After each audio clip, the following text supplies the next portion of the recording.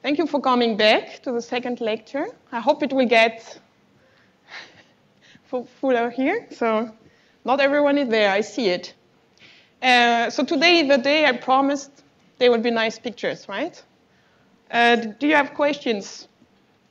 I hope you had some thoughts about the lecture overnight. Some question about the lecture from yesterday? It's maybe a bit too early, not enough coffee. Let me start. So just to remind, for those of you who didn't think about it yesterday evening, what we have done yesterday is to explain how we build up this Hamiltonian in our cold atom simulator. So we make some basics about optical lattices. I hope you remember what Bloch functions and Vallier functions are, because this will matter now to understand the nice pictures. I hope I could convince you that ultra-cold gases are really well described by Hubbard models. So just restricted to next neighbor tunnel and lowest band, right? So now, today, of course, we can then build in the Hamilton operator, let it time evolve to a certain phase. And now, of course, the question is, how do we read out the state of the system? Because this is all the idea, is to read out the system and tell something about the phase that has been realized. So this idea is not new. Actually, there was some long time ago when people didn't know how to solve differential equations. There was some clever guy, they were building some electronic circuits, doing the same than the equation, and they were looking at the current in time, voltage in time, and they got the solution. Yes? I'm too far from the camera. Okay. The camera is not following? Yes. Now it works. I will try from that side. So the circuits, the electronic circuits were also a kind of a simulator. It was a complete classical simulator, but that's the idea. They had the means to read out the state. So they were measuring a current or a voltage. Here, of course, we use different methods, and I will describe them today. And I will show you, so this part is actually, this lecture today is in 3 parts. The first one is all about probing these quantum gases. Which means do we have there? Which observable can we measure? And then I will report on the status we have mapping the phase diagram of the Bose-Hubbard model, which is more or less settled. So there, I would say we have achieved and understood everything. The problem is, the ongoing problem or challenge, let's call it like this. There is no problem, only challenges, is the Fermi-Hubbard model, okay? And then I will tell you what is the status with cold atoms. Good. Probing quantum gases and optical lattices here, you start to see some nice picture. Basically, there are 3 categories of observable we can have access to with our cold atoms. One is basically the distribution in momentum space, so the momentum distribution of the gas. In lattices, we have 2 different techniques. One is called time of flight measurement. You might know it already. Philippe Courtet did present it, right? Okay. And band mapping, which is something you can only do in lattices. I will explain how it goes. And which observable you get from that. Momentum distribution all. And then we have some very recently real space information as well. So we can really look at the atoms in the lattice while they are in the lattice. Achieving single-site, single-atom detection, which is really a major breakthrough for the field. And I will explain you what is really measured in such kind of nice pictures. And the third category of measurement is all what concerns excitation spectrum. So you have a certain state, and somehow we have tools and means to shake it, to bring it to the first excited state. There are a lot of means for that. You just have to bring energy and momentum, and then you can get the excitation spectrum. So I will present 2 very well-known methods, which are very efficient for that. Good. So time of flight, I just started with the well-known pictures first. You know that this, I guess you have seen this kind of pictures already. That's the hallmark of getting a BEC. This is so-called time-of-flight measurements. So how are they done? You have realized this nice state of matter, this Bose-Einstein condensate in the trap, and then you just suddenly switch off the trap and let the atom evolve. So what happens is the atoms are super cold. So they feel gravity. I told you gravity matters with cold atoms. They really see and feel it. So they will first fall. And if you have a thermal cloud, they will fall as well, but they will expand also extremely fast depending on what is the temperature of this cloud. Usually, for laser-cooled atoms, it's really hard to see them falling because they expand much faster than they fall. But for BEC, you really see them falling. So typically we work in vacuum chamber. In Hamburg, we have glass cells. You really don't see them falling over a centimeter or so. It's amazing. And while falling, so you get the momentum distribution. So if you have a thermal cloud, momentum distribution is simply given by a Boltzmann distribution, so a Gaussian form. You have a spherical distribution here. And if you have a BEC and you have an anisotropic trap, I hope you all know what happens. You have an inversion of this anisotropy here after time of flight. And this is directly a measurement of the Eisenberg limits. Because if you know delta X, delta P, cannot be smaller than a certain quantity. So if you squeeze your condensate with a tight trap here in a horizontal direction, and it has a lower trapping frequency top down, then delta X is small here in the horizontal direction, means delta P will be larger. And that's what you see after time of flight. Yeah? You have a larger momentum distribution. And this inversion of the anisotropy, this is how we can tell that we have a condensate. So with this kind of picture, this is a time of flight picture from the lab. You have here a very elongated cloud in a horizontal direction, and you see that it gets inverted after time of flight, and then you know that you have a condensate. Good. So what happens in lattices? Let's stick with bosons first. Actually, I didn't have time to put the animation. Now you see the picture at the bottom.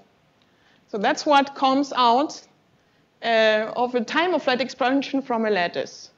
Can someone, without reading the text, of course, tell me what's going on? Or why do we see something like this? So this picture here. So first, they see gravity, right? They fall as well. And why do we see peaks here? Has someone an explanation what is observed? So you're all reading. Why are these peaks here? So we start from a superfluid. You have an answer? No? We start from a superfluid in a lattice. So it's like a BEC in a lattice. I told you yesterday, if you have a superfluid in a bosonic superfluid in a lattice, and you look in momentum space,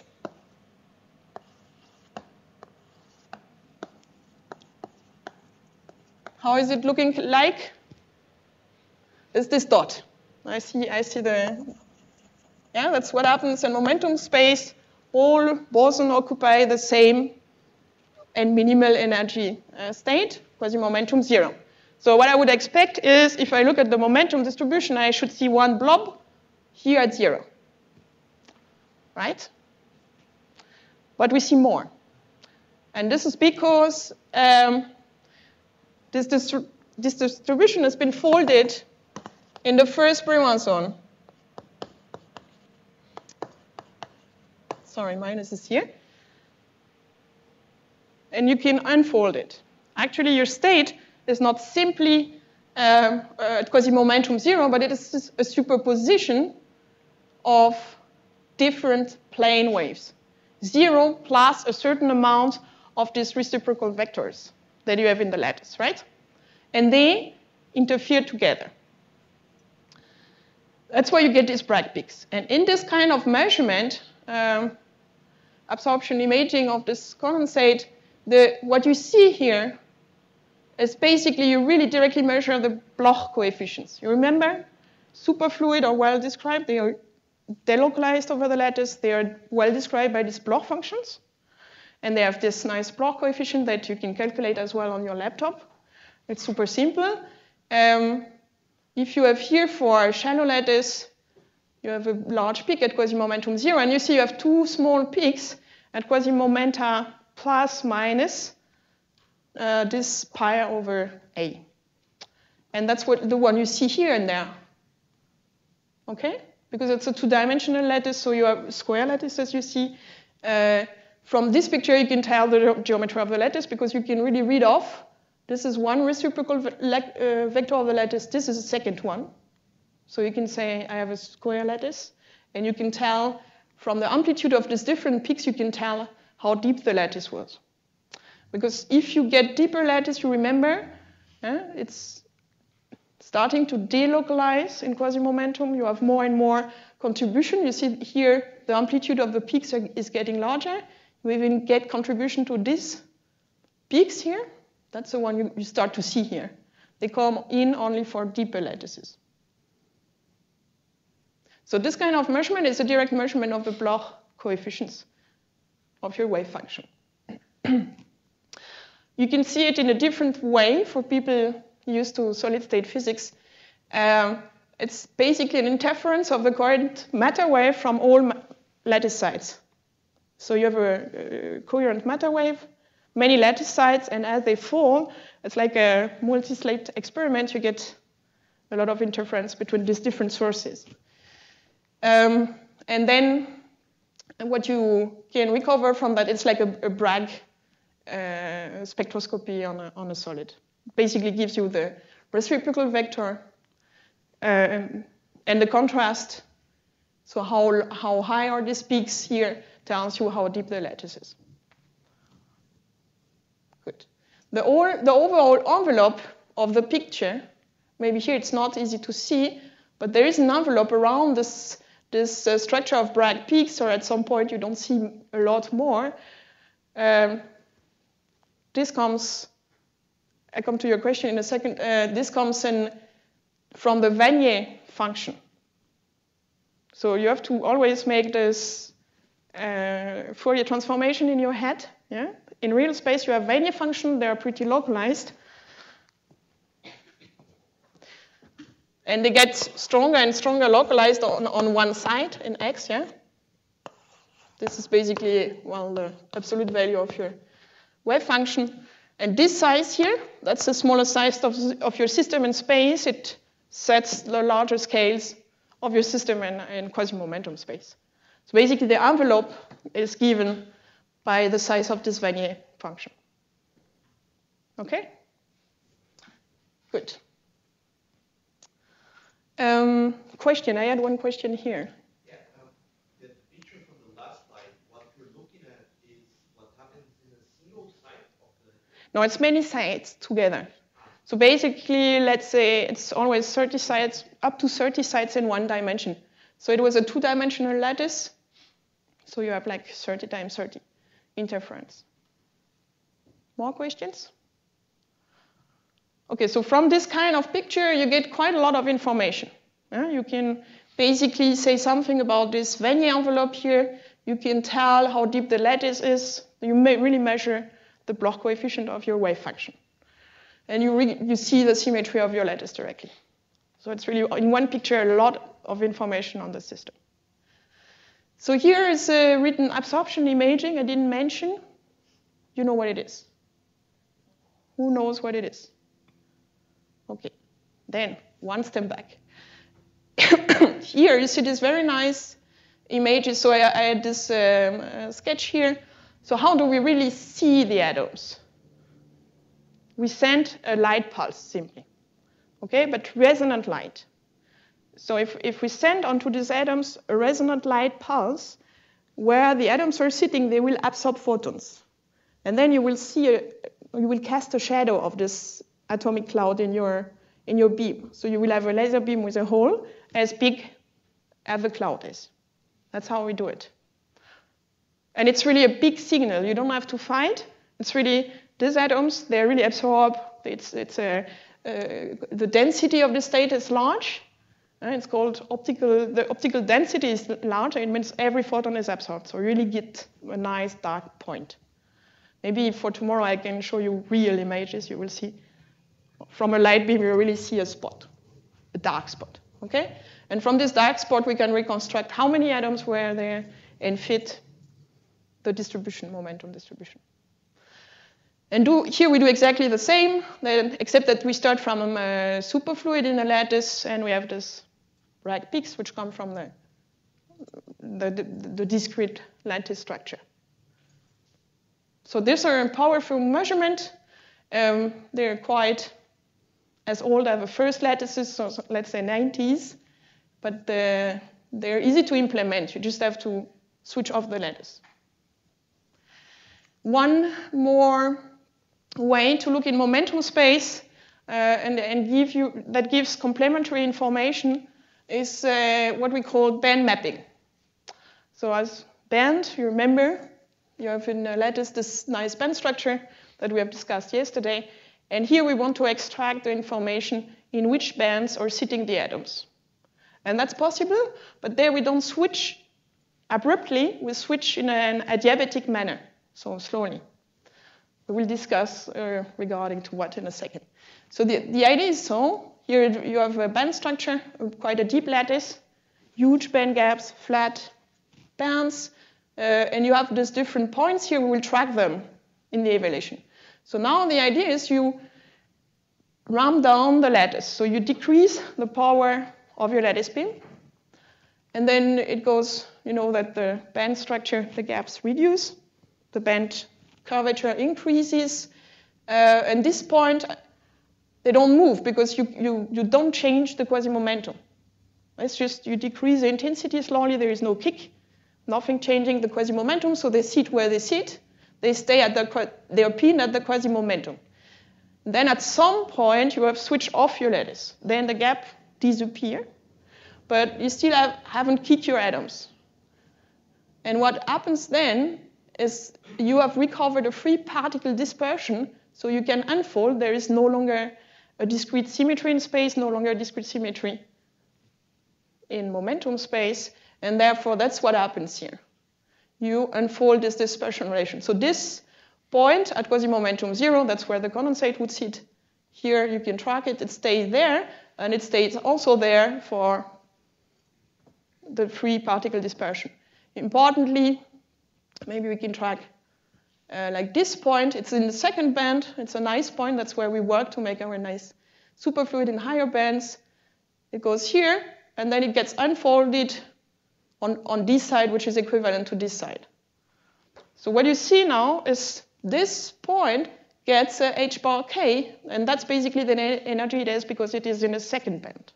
So you will get, after time of flight, if you let this guy expand, they have different momenta. So they will separate.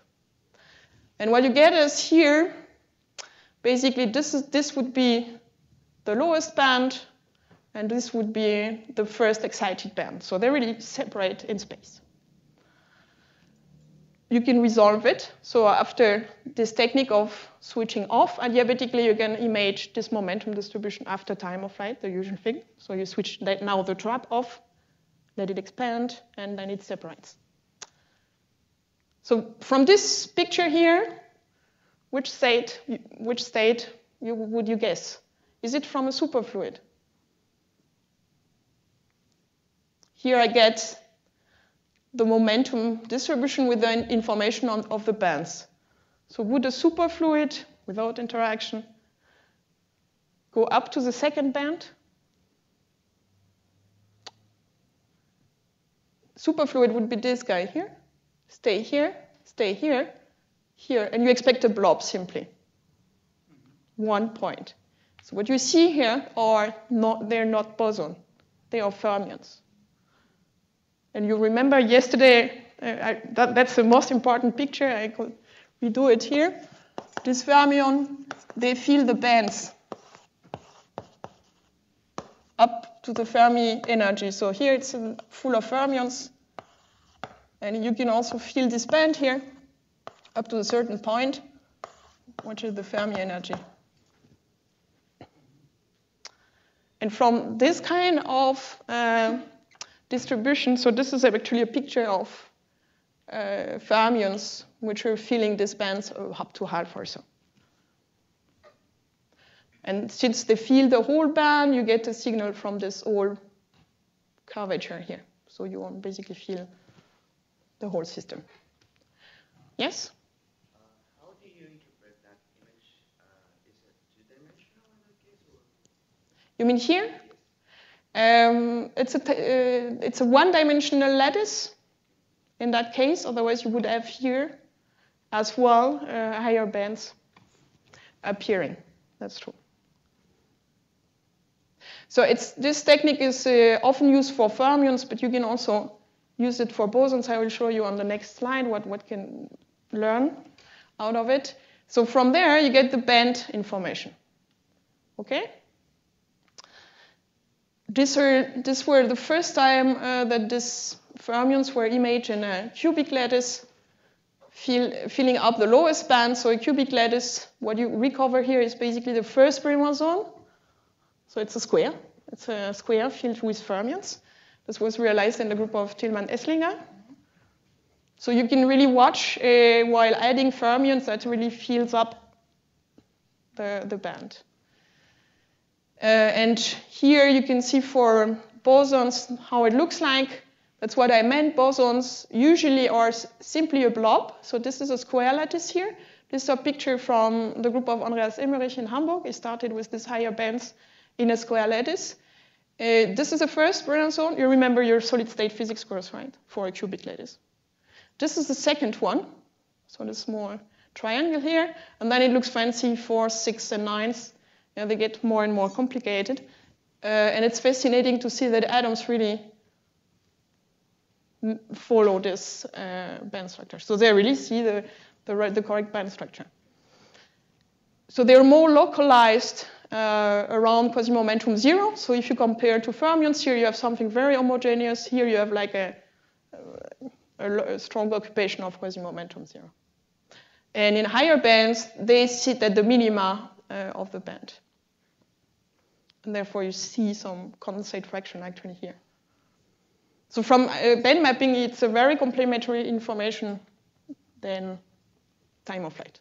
But it's all about momentum space. So which kind of state you have. Some question here?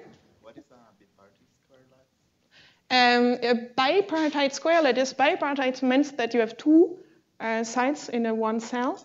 So this is realized by superimposing two lattices there, as I presented at the start. So two square lattices with two different wavelengths. And then you can tune basically the depths of the two sides. And this is used to prepare these higher bands. So it's called the lift trick. So you prepare your condensate on one side, you make it deep, and then you sweep it to the other side, but on higher bands. That's how, but with a bipartite lattice, you can prepare this kind of states, otherwise you don't get there. More questions? No, okay. So momentum space is fantastic. You see this are all paper 2005, let's say older. So this was the first technique available for us to look at the system, because it's easy, let's say. Everything was already there, you just have to switch off the trap in a clever manner. So either abruptly or slowly. What came now very recently, now it's like 9 years ago, but it was a breakthrough to have real space information. So we were discussing this yesterday. Our latest spacing is like lambda over 2. Lambda is a visible wavelength, so not huge, but it's much larger than the usual spacing in solid state. So that we have, it's like 1,000 times larger lattice spacing, and this means that we can resolve lattice sites, single lattice sites, with visible light. you see that it's on the edge because we make these lattices with visible light, and we want to look at the atom with visible light. This is on the edge, but this works, so we don't need a scanning tunneling microscope that they use in solid-state physics. Huh? I've seen a few of you on the poster, Envy Centers. We're discussing this. So this is the information we get is pretty similar. It's not the same. I will discuss this today. It looks similar, but it's a very high resolved real space image. And you see these nice blobs. What would you guess they are? These points here? Atoms. That's a good answer. How many? Thousands. One blob is one atom.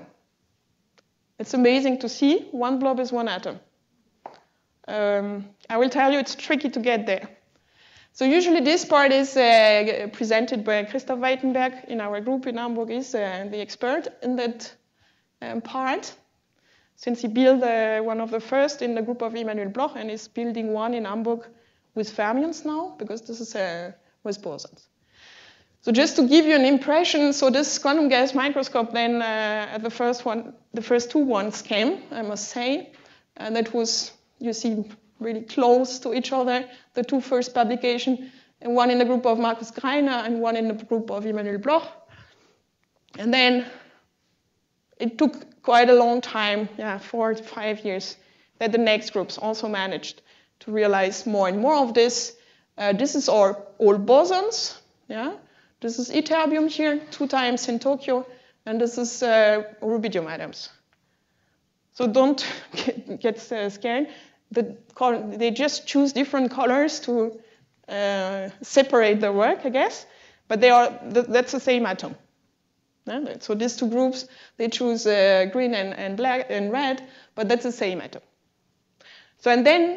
So that was bosons, and you see it took from 2010 up to 2016 to get 4 machines to run.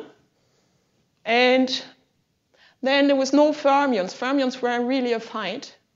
And what happens in 2015, look at these papers here, the date, all of them suddenly managed to get fermions resolved in this quantum gas microscope. So the 2 fermions we like to work with in our community are potassium, 14 lithium-6. They have nice Feshbach resonances without too much losses, and there are quite a few now on the market. But you see it goes up to very recently. So it's not something that every cold atom machine has. It's only a few machines. But they can access to very nice information. Let's see what you need to get such a so-called quantum gas microscope. And I will describe you the experimental procedure. It's not at all simple. It's not simply we look at the atoms and they fluoresce and we get some light. No, it's hard work. The first thing you need is this kind of imaging objective. It's it has to have a very high numerical aperture, because you know that you can calculate the resolution you expect from your objective from this numerical aperture for certain wavelengths, and this is more or less 700 nanometer for a numerical aperture of 0.7. That's huge. You really have to come close to the atoms. It's hard to get better. The problem is that the distance between lattice sites is like 500 nanometer. So you see, it's not exactly single-site resolved. Yeah, your resolution is actually worse than the lattice spacing, but you can, by using reconstruction algorithm, you can pretty much set single-site. I will explain how it goes. So this procedure, then you have to build such a microscope or buy it. You can also buy such a thing. It costs a lot. And then you have to align it properly.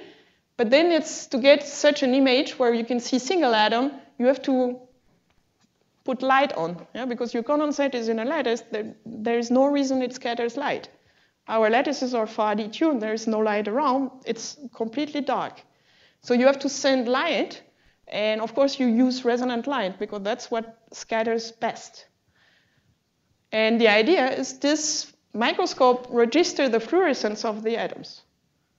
So you put light on the atoms, these are the beam, and then you record the photons scattered from these atoms. But to see one atom, you need at least 50 photons. So you have to scatter quite a lot. And while you scatter, you know, from laser cooling, that's what you use, you get this recoil, and this is a lot of energy, and this would ruin your system pretty fast. So they had to find some tricks to overcome the problem, and the part is then here, the important part, you have to freeze your atoms. So you have to pin them in very deep lattices, I will explain in a second why, and then you have time to put resonant light and look at the fluorescence. So the experimental procedure is really in 3 steps.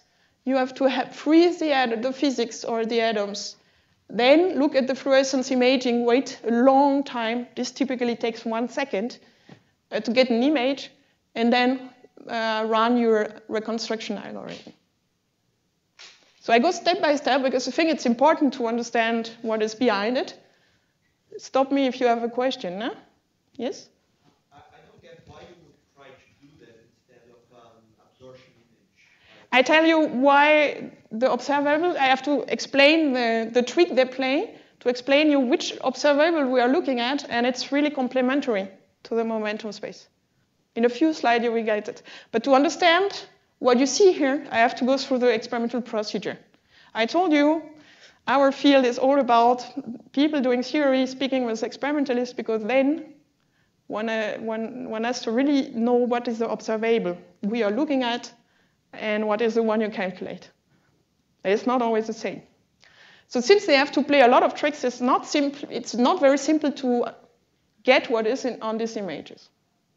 So I go first step, freezing the fluorescence of the atoms. So they have to basically pin the atoms, so you prepare a state, a phase you're interested in, and you freeze the distribution in space by making a very deep lattice. When I say very deep, it's like 3,000 E recoil. If you remember the graph I've shown you so far, they were all cut somewhere 20 E recoil. That's where superfluid model insulator physics is going on. So here it's really deep. So they're sitting in there, and there are 20 trapped states above, so 20 bands. The point is, one thing is you want to freeze the physics so that you don't want them to hop from one side to the next while you image. And so if you really strongly localize them, the tunneling is 0. But they really need these lattices because they have to image so long to get enough photons. And then you don't want that this atom start to climb up because it gets excited, so it can climb up these levels. At some point, tunneling matters again.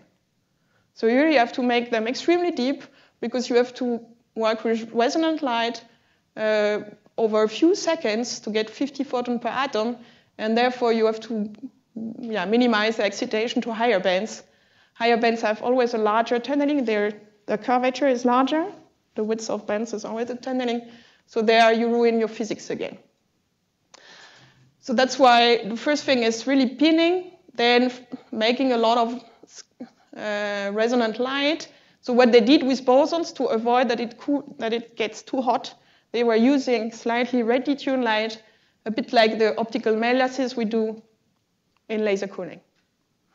But then this never worked for Kalium, for the fermions. That was the problem. So they tried to implement this cooling with optical lattices to scatter a lot of light without getting too hot. And that was not working at all. So they had to develop new methods of cooling. I won't describe them, but they are called Raman sideband cooling. This is also used in ion trapping, EIT cooling. So they had to play tricks to stay cold. Okay? So once you spin and you have scattered a lot of photons, then you can get such an image. And that it's blurry because I told you the resolution is worse than the lattice spacing. So at first you don't really recognize where are sitting atoms and where are sites. But one thing which is very important in all this business is you know your lattice structure. you know that you're working with a square lattice with a certain wavelength, so you know what is the spacing. So now you can just use one isolated atoms, and in all this paper, if you look through, it's funny, they always have a picture where there's one atom alone aside, and that's important because that's where they calibrate. Here is one side. And from there, they know where the rest of the lattice is sitting. That's why this guy is here. And then you can basically, you know exactly as well how your Pound-Spraint function is. So it means how large is the blob on the camera. If I image with my objective, this is easy to calibrate on such a single atom here. And then you can deconvolute. And with an iterative reconstruction algorithm, you can get this kind of image, where you really now can tell there was one atom here, one atom, and no atoms there. Good. So here, we try to think, okay, they can distinguish between no atoms, it's almost no light. Here is basically the intensity of light. This is one atom, so can they see also two atoms? Does it make more fluorescence? And that's where the problem comes in. That's called light-assisted collision. And it's really, usually in atomic physics, that's a bit of a pain. Well, by putting light on these atoms, if you have two atoms sitting on the same lattice sides, this is basically the interaction of two atoms sitting on the same lattice side. So this is a distance. You have seen lots of these curves by Zherbnikov, right? They interact repulsively short range, and you have this van der Waals here, and they're all in the ground state. This is what means this S here. And then they can absorb a photon, get here, so one atom gets excited, and then you can somehow form a molecule. Those molecules, they are not trapped in the lattice and don't live long, so they just disappear from the system. So everywhere where you have two atoms, basically it's projected to zero. This pairwise loss means that actually what you're measuring is the parity. You're just measuring odd number of atoms or even number of atoms. So this is very important to understand that they don't measure how many atoms per side, but they measure the parity of how many particles per side. Okay, so the observable is really the number of atoms per side, the parity of the number of the occupation number, that's how it's called. And here again, as like in the whole procedure, just to summarize, you start with a state, you don't know exactly what it is, you pin your system, it's here, with very deep lattices. Usually the physics is a 10 E recoil, pinning is 30 times larger. Then you do your light scattering, and then you lose all these two atoms. And then you get the parity. It's important to know that we only measure the parity. Good. I still have a lot to tell. Maybe here just, what do I have? I have modified the slide so much. I don't remember what I have after. So now this one is important. So just to describe a bit, because it sounds like a dirty thing. It is not. So this light-assisted collision is atomic physics. This happens. We can't prevent it. But you can you can try to measure the fidelity of your quantum Gauss microscope. It's a very simple measurement. Here, you basically take two consecutive images of the same cloud. So you take one cloud, make one time this whole procedure, pinning, fluorescence, and so on, and then you take an image right after, just to look to see whether atoms, due to the cooling and the scattering, have hopped to the next sites, simply. And you can do it at different time interval, of course. And here you see that, the differences are marked in red. So there are only few atoms that have hopped somewhere else. So from that kind of measurement, you can tell about the fidelity, and it's quite high. So it's not as high as in quantum information, but that's, let's say, enough for us. And you can find the correct detection time. how long you scatter light. Because the longer, the better signal, but then the more problem you have with getting your atoms out. So typical values are 1 second, so don't think it's a short procedure. So for this absorption imaging, the imaging procedure is extremely fast. So we have basically 50 microsecond light pulse. But here you need 1 second. But it doesn't set the time scale of how you look at the system. The pinning is the moment where you freeze the physics, and then you can image for a long time. So they also get good, quite good time resolution. So I told you from this, now we have momentum space, real space. I do the last block, except if there are questions now. And now you will know all the tools with which we can look at color atoms. The last block is what I call spectroscopy techniques.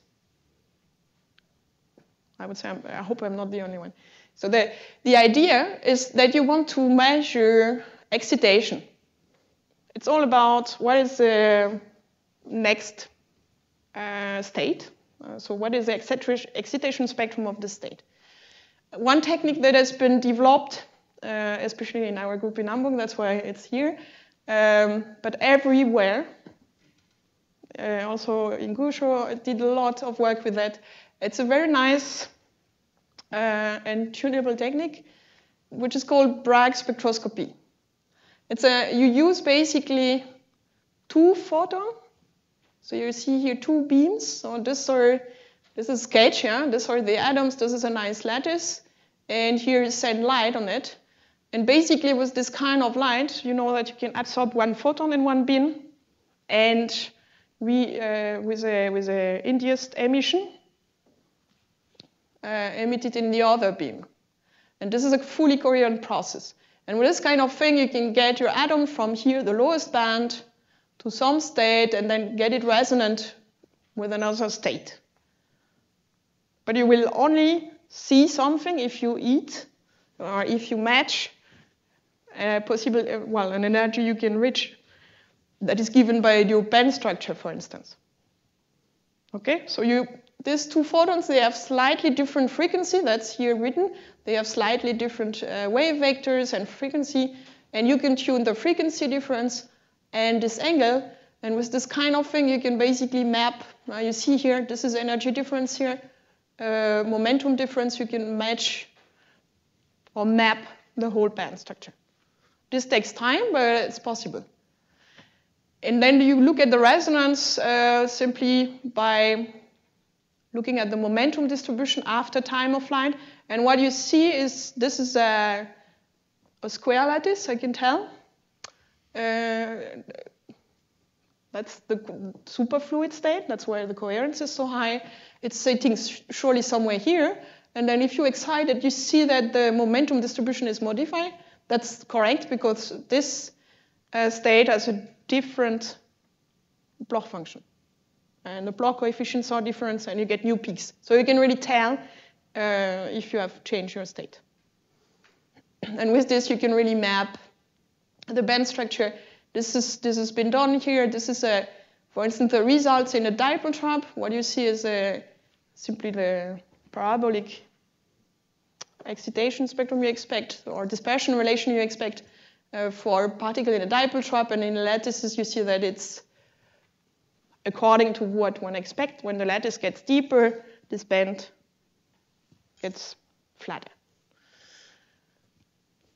With this, you can even basically recognize effects which are beyond single particle band structure. And this is what is called the Bogoliubov approximation. That's how you get basically the effective interaction when you have a dispersion relation, when you have non-negligible interactions. So you can also really be quite precise with this kind of methods. So this was implemented here with 2 mirrors and 2 beams, etc. Well, you need a PhD students moving these mirrors and tuning the angle. That takes time, but there is now a new implementation in a group of Chen Chin in Chicago is really using that's a very nice thing, a DMD. So it's a digital mirror device like in the beamer, and he projects it on the atom and can do everything. And there is no need of a PhD students actually moving the mirrors. It goes much faster. So they are a new take on this method, right? So this is very nice. You can not only do band structure, you can use it to look at a mod insulator, superfluid mod insulator by transition, and then you can get information from that as well. Another technique which is quite handy because it's super easy to implement. You don't need extra beams and etc. It's simply using lattice modulation. So spectroscopy techniques or measuring the excitation is all about you have to excite your system somehow, bring energy, and if required, momentum. So if you just need to bring energy and no momentum, lattice modulation is the right thing to do. It doesn't bring momentum, but the excitation, you see the momentum is kept during the excitation. There is no kick. The only thing you do is the lattice intensity is modulated. But you can bring in the energy to go to higher bands. The good thing with the Bragg spectroscopy is you bring energy and momentum. So that's more flexible. But you have to make an extra setup for it. So amplitude modulation is very nice and handy. Just modulate something on your intensity of the laser, on your acousto-modulator or optical modulator. This costs 1 hour of work, and you get the spectrum. Okay, so you can also as well here look at this excitation spectrum, how the bands are, or any kind of excitation spectrum. And this is a picture. Oh, it's still in German here. Yeah, it's also from our group. Sorry for that. It's a band gap. That's the kind of picture you get. Can someone tell me which technique did they use to get some such pictures? So first, bosons, fermions. A guess. Who says bosons? Who says fermions? Okay. They were right. So this is really, if you feel the band, it's really like bosons, fermions, sorry. You're, without direction, you have to really get these fermions to feel the bands, and that's why here the first Brillouin zone is completely filled. So they just put now the Fermi energy in between. Good. If they do nothing, that's what they get, yeah? And this is like all this picture are taken for different modulation frequencies. So here you change the frequency at which you modulate your lattice, and you take the next picture and the next picture. And at some point, you see that you get this part. And this part are really excitation in the second band. And what you see here is like the curvature of this second band. Well, the second band is forbidden for symmetry reasons, sorry, so you get to the third band. And you see the curvature here is really hard. No, it has to be the second band. Excuse me, I have to think here loudly. Yeah, this is the second band because they are in a band mapping in the second band. So even if it's forbidden for symmetry reason, you see a small transfer, and then third band, you get this arc here with a much higher transfer probability. But you can really reconstruct the band like this. So they were using fermions, and they did band mapping to get all these informations. Good, but you can use it on any state, and we will see in a few minutes that this can be used as well to tell whether you have a mod insulator or not. More questions? So you say you modulate the amplitude? Mm-hmm. The intensity of the laser beam. The intensity of the laser. Yeah. And this is possible. What we use there is what is called an acousto-optical modulator. You know what it is. And there it's very easy. You can control the amplitude of this RF power in there, and then you can simply modulate that.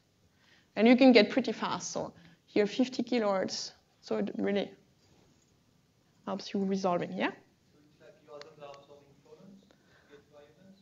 Yes. It's not really phonons because you don't default. The lattice is not the lattice spacing is not changed. You just bring the energy. So if you were to absorb phonons, you would have a momentum transfer. So you just bring in the right energy. So this is all you have to compare this modulation frequency with your gap energy. So h bar omega, or h times frequency. And if it matches, then the atoms will get excited to there, because you bring in the correct energy. So it's like you have your laser when it's in a specific amplitude, the laser of the lattice. Yes. And then you move it from high power to 0 power. Not 0. That's a very good question. So here is basically how the lattice is ramped. We discussed yesterday evening, there were some questions. Here you see they do it in a linear manner. I don't know why. I was thinking we are all doing exponential, but okay. So the lattice, you have to first ramp it on adiabatically. So what means adiabatically? So this is also the whole question for this band mapping business. What are the time scale you have to look at? So if you start with no lattice, that's where you start. You have your atoms in a dipole trap, right? And then the moment you switch a bit of intensity, the dispersion relation gets completely modified. Yeah, because you fold your free parabola, and then there are gaps opening. But at the start, for a shallow lattice, these gaps are pretty small. That's a smaller energy. We speak energy scale or frequency like, I don't know, starts at 0, 30 hertz, 40 hertz, and then it gets larger and larger. So you have to be slow at the beginning because you have small gaps. And you don't want, if you kick it, you will get atoms everywhere there. You can see it in the experiment. If you switch your lattice abruptly, then you populate everything. You don't stay in the lowest state.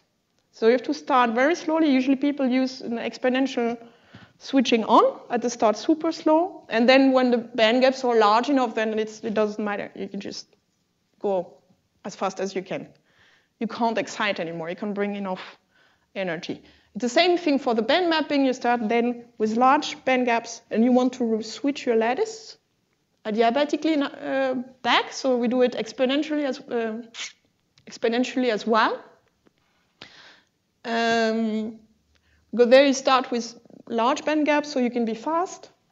And as they get small, you have to be careful not to excite. And the point where it's the most critical are, of course, where the gap are smallest. So if you have fermions, it's a bit critical because you're populating everywhere. So these guys, they really come close together. You might excite at this point. For bosons, if they really sit there, they don't see much of a problem because their gap remains big. But you still have to be careful while loading and adiabatically switching your lattice. And the modulation is only a small amplitude. So this is just a pictorial view. It doesn't go to 0. It's good if you don't put too much amplitude, otherwise you get power broadening, that you don't recognize a feature anymore. That's like everywhere. So you have like 1%, 5% of intensity modulation. Good. So now we've more or less reviewed all the techniques we have to look at the system. Maybe let me see. I didn't put just to summarize, right? This was the first block. That's the different techniques we have to look at the system. In momentum space was this time of flight measurement, band mapping. In real space, this is the so-called quantum gas microscope, where you really see single site and single atom, but you measure the parity of the occupation number. And this kind of excitation, the spectroscopy techniques to measure excitation, okay? So now we have all these tools, and the physics we want to look at are this nice Hubbard model. And let's start with the Bose-Hubbard model, because they're measured in so many times. I have to find where it starts.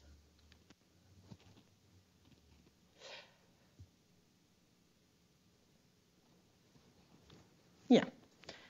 So, short summary in pictures. I hope you remember the Bose-Hubbard model. It describes this atom on the lattice, bosonic atoms. They can simply hop to the next neighbor, not further. The amplitude then too small, and interact on site with this interaction U. This is the Hamiltonian describing the kinetic part and this interaction part we have discussed yesterday. And this is the phase diagram one expects. The theory can really calculate it. And this is a mean field calculation somehow. The quotation is missing, but it's a paper by Fisher in 1985. Yeah, so mean field level is known since a very long time. Yeah, you have this superfluid phase and this mod insulator phase, depending on the ratio between tunneling and interaction. And you have this mod insulator phase with different number state on the sides, depending on how is your chemical potential. And the way, so this has been completely mapped out, let's say. I will show you how. The trick we use is we can really control this ratio, interaction over tunneling over 4 orders of magnitude by acting on the potential depth, so the intensity of our lasers, from 0 to 50 e recoil. That's fine enough. Then you see the phase transition, and it's expected here. It's not in the right scale. You get it somewhere like around here. 10, 15, depending on atoms and so on. You have to rescale everything to the right scale. So how do we do that? The 2 phases. Yeah, I have to start here. The 2 phases, this slide you have seen yesterday, you remember, superfluid. They're completely delocalized in space. They're strongly localized in momentum space. It's a coherent state on each lattice side. So it means it's a superposition of having 1 atom, 2, 3, etc. So there are huge number fluctuation in this system because atoms are simply everywhere. The size of this system is like a 10 micrometer, so it's really a quantum system on large scale. This, if you deepen your lattice, if you kill the tunneling, coupling the sides, and the interactions start to dominate, the term you have to minimize in the Hamiltonian is the interaction term. And then this brings you to this kind of mod insulating state where you have atoms which are pinned on the lattice, so Vanier function is strongly in space, yeah, strongly pinned, and number state on each lattice side. So you have exactly 1 or 2 or 3 atoms. Fock states, yeah? Number states. And this insulating phase is incompressible. So this we can measure as well. I won't mention it in the following. We can simply squeeze the trap and look whether the size of the cloud is adapting or not. So compressibility is also easy to measure. But I have no time to detail this. It's a simple measurement. How do you squeeze the trap? You can, for instance, so our lattices, we switch them on, but we still have a dipole trap to hold everything. And there you can increase the power of the laser in your dipole trap, and then it gets deeper, and you can squeeze. So you get higher trapping frequency, and you squeeze it. Because of the Gaussian distribution. Exactly. So because of the intensity in the Gaussian distribution. Good. So this all these properties, they have been measured, more or less. So this state I forgot to list, or I deleted it. So at some point, I see here is also a state where the excitation spectrum is gapped. I will add it afterwards. You have this gap that you have the first state, the first next excited state is when 1 atom sit here where another atom is, and you have to pay U, a certain interaction energy U. This is we can measure as well. So the experimental procedure is quite simple. So for this mapping of the phase diagram, we start with a boson-Klein condensate in the dipole trap, as I mentioned. We adiabatically ramp the lattice. That's what we discussed, yeah? Exponential ramp. We adjust the ratio via the final lattice depth, so we know exactly where we should be in terms of ratio J over U. And then we measure the realized quantum phase. And how we measure, so the observable that have been measured are long-range covariance that you see for the superfluid phase. Number squeezing means you can really, now with this quantum gas microscope, see how many particles per site and whether it fluctuates or not. You can see the gap in the excitation spectrum and shell structure. This I will explain in a minute what it is. Let's jump in. We just make a short review. This picture, you might have seen. Who didn't see this picture yet? You have all seen it already? Amazing. No? No? Okay. So then it's good that it's here. Let's look at the time. It's quite not so long ago, 2002. That was the first realization of these optical lattices and bosons in the group of Emmanuel Bloch. And here, tell me what we see. What kind of imaging is it? Time of flight. Correct, because you see this nice coherent peaks here. So this is a time of flight picture. So there you can see you have a mapping of this Bloch coefficient. You can see how good is the long-range coherence in your system. So and what they did here is just simply taking pictures for different lattice depths. So lattice depths gets higher and higher. You see that the higher orders peaks, they get stronger. This is because now it starts to get delocalized in momentum. You have more and more momentum participating in this. And then at some point, that's what happened. It gets blurry. Let's call it like this. So this, of course, you can all understand it's a loss of long-range coherence. But this doesn't mean that it's broken or a thermal state. Actually, there's a lot of information in this picture. This is actually how a mod insulator is looking like in momentum space for bosons. What happens? So here, you will increase your lattice depths. At the start, you're strongly localized in momentum space, and then the lattice becomes flatter and flatter. You will start populating the whole first Brillouin zone here. And that's how it looks like when the first Brillouin zone is completely broadened. No? Good. So this is the well-known picture from the paper. That's a direct measurement of whether it is a superfluid or a mod insulator. To prove that this is a mod insulator, what they did, because of course you could argue, well, it could be a thermal cloud or something broken. They made a clever trick. So they produced this state, and then they decreased the lattice depths again, basically, and came back to a superfluid state with coherence. So they could show that there is a recovery of coherence. So this state is not a thermal state. If it was thermal, and you will try to go back to less deep lattices, basically what you're doing here is you start in this superfluid and then you increase interaction. So you enter this mod insulator and again back. And if you have a recovery of coherence, of course, the state was not a thermal state. So this was very convincing, and that's basically the first measurement of the superfluid mod insulator state in lattices. Now, with the new technique that are only available since 2010, they can also look in real space with this quantum gas microscope, and that's how it looks like. So for a superfluid, the localized wave function you see here, it's a mess. Let's call it like this. You see that there are atoms, spots here which are dark and bright and so on. So this means there is a huge fluctuation of the parity of the occupation number.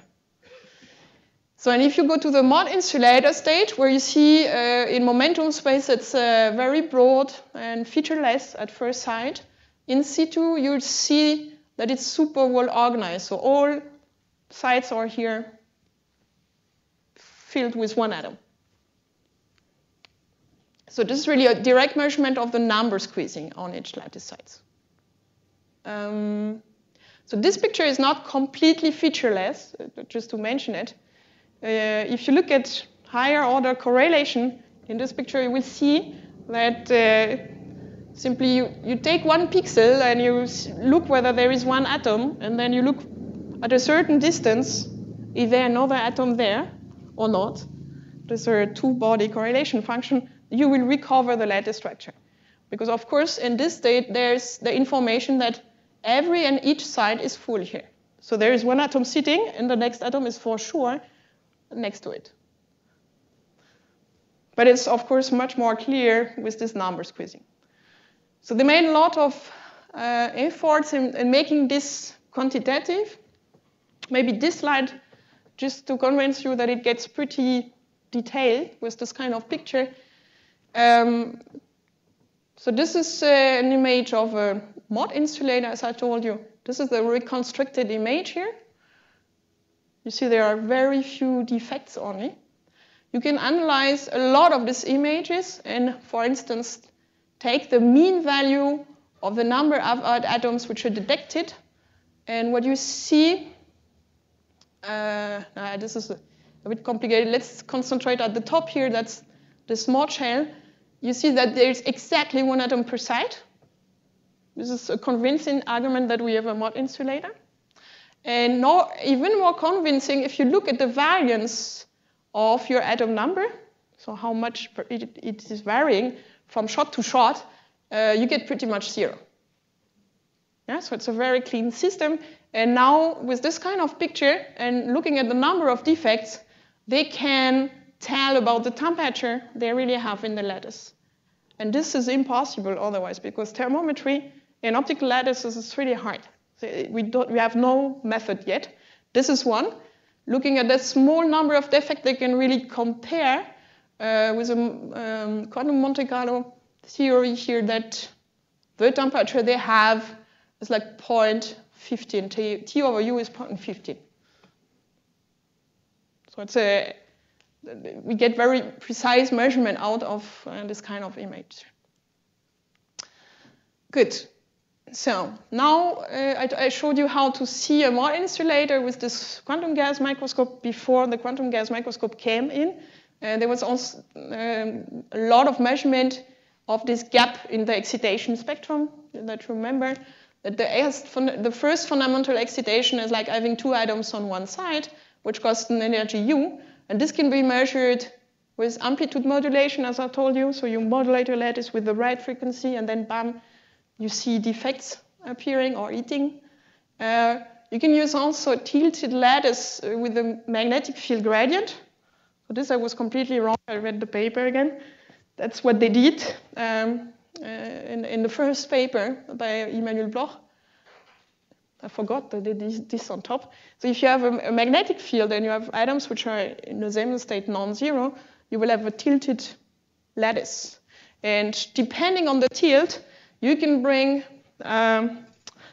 these states in resonance. Do I have a picture there? No. Basically, if you have the right tilt, you have, maybe it's a bit, let's see what I want to depict first. So if you have one atom per side, it has a certain energy, and then two atoms are slightly detuned, right? On the next side, it's detuned exactly by U. Now if you tilt your lattice exactly by this quantity, by adding a magnetic field, then you can bring these two guys in resonance. I'm very bad at drawing, but now if you tilt it, you can bring them in resonance. And that's what they did. And they saw this typical peaks here. Basically, for bosons, this interaction is not super large. It's like 1 kilohertz, and you see this kind of peaks. And there are several, because then you can tunnel to the second side, because it gets resonant again. Good. So the gap has been measured. Pretty much a lot of things have been measured. Maybe one word on the fact that our systems are not homogeneous. This I mentioned already. We have this lattice are always curved in our case, like in this picture, so that we don't really measure one point here, but we measure a cut, because the chemical potential of the system, so your atoms are filling your lattice, they're more at the center, less at the edge. So you have a varying chemical potential from maximal value to 0, and that's like a cut here through this phase diagram. I would say it's not a bug, it's actually a feature. Otherwise, it's hard to prepare a system with exactly the correct atom number to sit in there. So here we basically have a cut. So if you look at this phase diagram, what you see is that this cut is gives you a kind of a wedding cake structure. So at the center you have a mod insulator with n equal 2, and then in between you have a bit of a superfluid phase, and you have a mod insulator with n equal 1, and then if you go out you get again in a superfluid part, like depicted here, superfluid mod insulator, superfluid mod insulator, and this is what this picture shows actually, and that's here. It's good to know that you measure the parity of the occupation number. You have the impression there are no atoms at the center where you expect to see the most atoms, if you look at this picture, but it's simply because there were 2, and there were this light assisted collision, so they are gone. 2 makes 0. Then you see that it's here it's easier to look at the reconstructed picture. There is a bit of a mess, and this mess is actually a superfluid shell. And then it gets super ordered again. This is an n equal 1 mod insulator, and then a bit of superfluid mass again. And you always have these isolated atoms to pin your reconstruction algorithm. Good? So with this you can really go in depth, map this phase diagram completely, and see deviation from the mean field prediction, but I would say there's so much that has been done, it's pretty much settled. In the last 15 minutes, that will be hard, I will jump to this Fermi-Hubbard model. And that's the one with the fermions. Questions actually for the bosons before I start the fermions? Super clear? Good. Fermions, well, I started with a phase diagram. I'm not a fermionic person, so I hope I won't tell too much of a bullshit here. Let's see. So this phase diagram is basically what people are expecting to see. So it does first many more phases than the one we know from bosons. There's some we recognize, mod, and then okay, the superfluid we don't see actually on this part, but it's here as well. Here the axes are different. Here the variation of the temperature, so it's going to 0 temperature. Doping, that's a concept that you only have with fermions. It means how far away are you of air filling. Okay, so here is air filling, and then left and right, you are away from this. You move basically the Fermi level. And the point is, this phase diagram, we don't know what to expect. So when I mean we, the theory, there are a lot of debates what kind of phases are existing in this phase diagram. So they all agree more or less on the ground state. This is this AFM, antiferromagnet order. I will explain you how it looks like. Mod insulator we know, and then there are different phases, strange metals that haven't been really very much studied. So it's like now we are really simulating something where people don't know what to expect. We have a lot more phases here. That's simple because fermions have a spin now. So you have a new degree of freedom, you get new phases. So just to give you a very basic introduction on this kind of Fermi-Hubbard model, it describes fermions with spin 1/2, like electrons are up and down. The contact interaction of the lattice sides is only between up and down. We discussed this yesterday. It's impossible that two spin up sit on the same side, Pauli principle. So we call it U. And that's the Hamilton operator. Looks pretty much like the Bose-Hubbard model. You simply have now these spins, degree of freedom. Okay, you can write it with local chemical potential. This I skip because of time. So what are the phases that can be expected? Okay, so from what we know from bosons already, you can expect some kind of a superfluid phase. It's called the metallic phase. It is delocalized in space, so Bloch state, completely delocalized in space, and you have particle fluctuation. So if you freeze your system and look at a certain point in time, you will find one or two atoms, up and down. This is the metallic phase. So now if you look at if you work at half filling, so it means one atom per side, then you can have, if the interaction are strong enough, a mod insulator where you pin one atom per side. And here you see that there is a spin ordering. So this antiferromagnet is actually the ground state we expect. That's the lowest energy. This the theory colleagues can tell that this must be the ground state. But you don't necessarily have this ordering. This is the next slide. And you can have also a band insulating phase. If now it's for people doing solid state physics, they should recognize all the phases now. Or from the lectures, if you have put your Fermi level right in the middle, you have a field band, right? You have up and down in each side. This is also an insulator. Nothing can tunnel anymore. It's all full. And there is a gap, but because you have to excite into the next band to see something. So why is it interesting, this model, this is skip? It's not so central. Here it's the important part. The part is that this Fermi-Hubbard model has a lot to do with quantum magnetism. And actually mod insulator, so the case where you have interaction much larger than tunneling, it tells you that you have one particle per side, but there is no spin order a priori. So there can be any kind of spins. So to get the spin order, to get to this ground state, which is called antiferromagnet, which is very interesting itself, then you have to rely on complicated tunneling processes of second order. Because to get this very nice ordering, actually one atom has to move to the next side, check how the spin is there, and go back. So this is called super exchange. And this process, because you tunnel 2 times, scales with J square over U. So, and the problem is this state lives in a region where U is very large compared to J. So J over U is super small already. J square over U is vanishing small. And that's a problem. Because now to reach this ground state, you really have to get cold. And this was to see on this phase diagram. This is this antiferromagnetic ordering that you expect for 0 temperature. The boundary is not unclear. And we cold atoms, we're coming from there.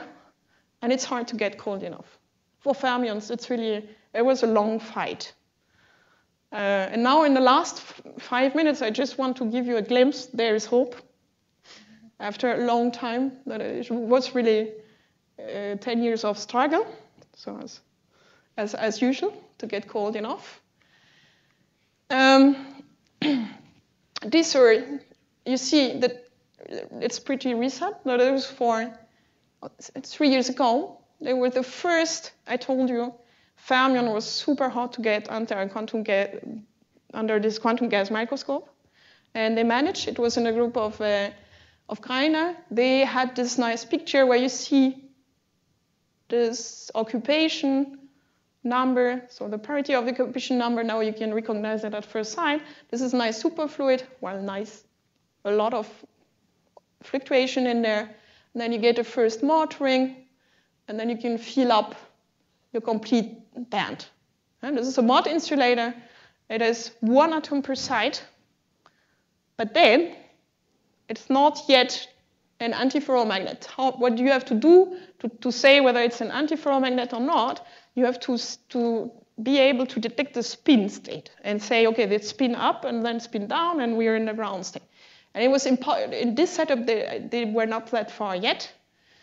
And then it came actually right after in the group of Martin Zwirlein, Immanuel Bloch, and Greiners. It was a kind of a run.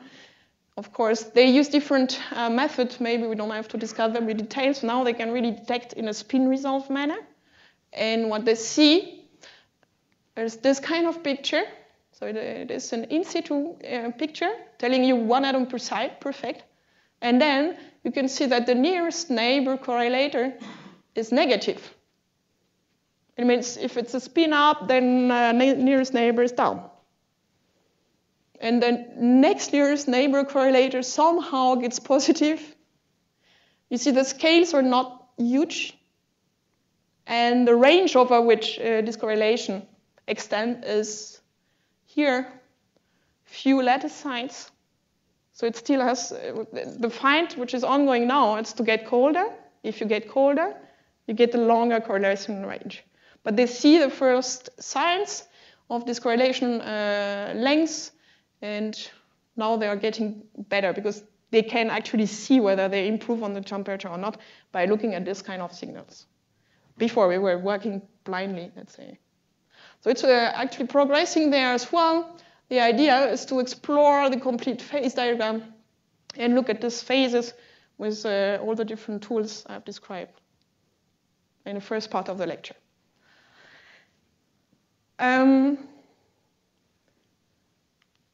Yeah, with this I managed to finish this part 2, which is a big part. Well, of course, the probing of quantum gases and optical lattices, they are groups, they have more advanced techniques. I didn't describe all of them, but I mean the concept of momentum space, real space, or excitation spectrum remains true, even if they have a special trick to look at it. And then, exactly, you have seen how we can really map phase diagram for Bose-Hubbard model. It's a nice story that's taken long, but we understand everything now. The hard fight is for people doing fermions. And tomorrow I will present you what one can do beyond Hubbard models. Because people like me working with bosons, we have to find new ideas, what we can do with our lattices and go beyond. Because the Bose-Hubbard model is completely mapped, so either you switch the experiment off or you find new ideas. And this is the part tomorrow where I will present you how we can actually implement magnetic phenomena for neutron atoms, so going to more complicated models than Hubbard model involving a magnetic field. Even so, we are working with neutron particle and topological properties. And I hope to see you all tomorrow there. Thanks.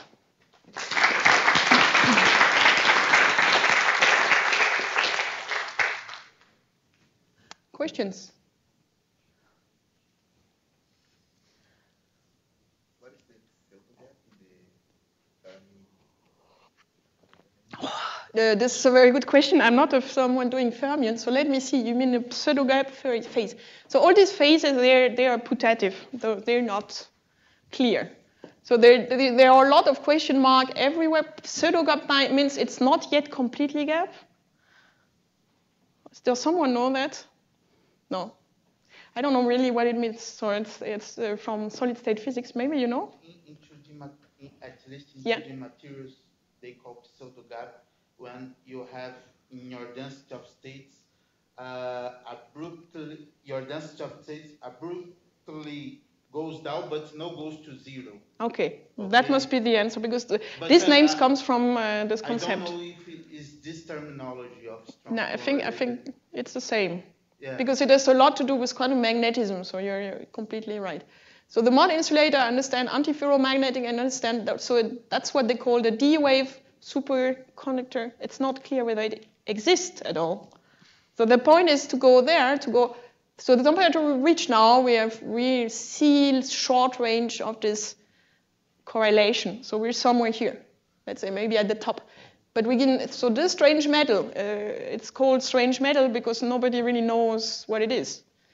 So it's a kind of a metal, but it has different properties. So it's really an exploratory work to look at these phases and to try to see, are they insulating, are they superfluid, what are the occupation numbers. So from this kind of picture, from the single-side resolved picture, you can reconstruct also correlation, 2-body, 3-body correlation, so higher order correlation function.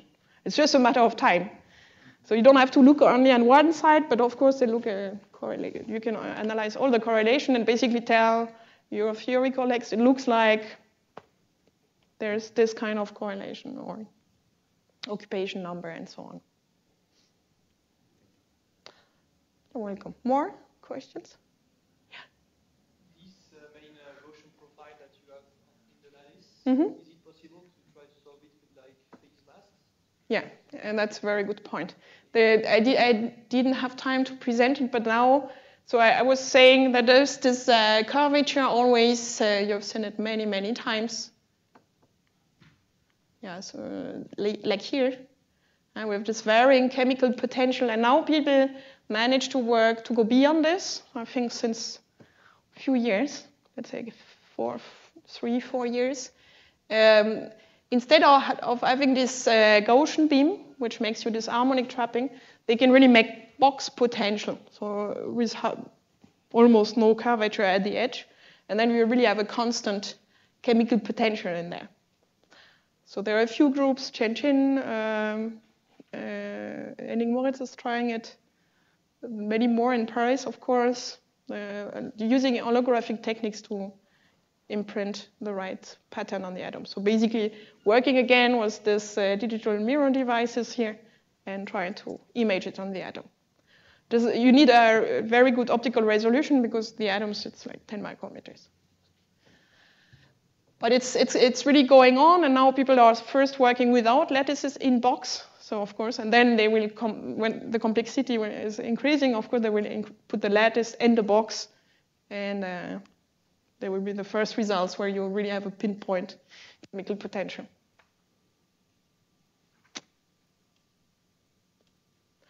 Good. Time for coffee, let's say, no? Good. Thank you very much.